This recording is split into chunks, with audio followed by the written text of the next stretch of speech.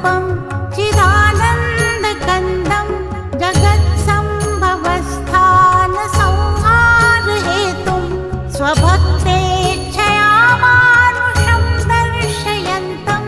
नमामीश्वरं सद्गुरुं साईनाथं भवद्ध्वान्तविध्वंसमार्तण्डमीड्यं मनोवागतीतं मुनिर्ध्यानगम्यं जगत्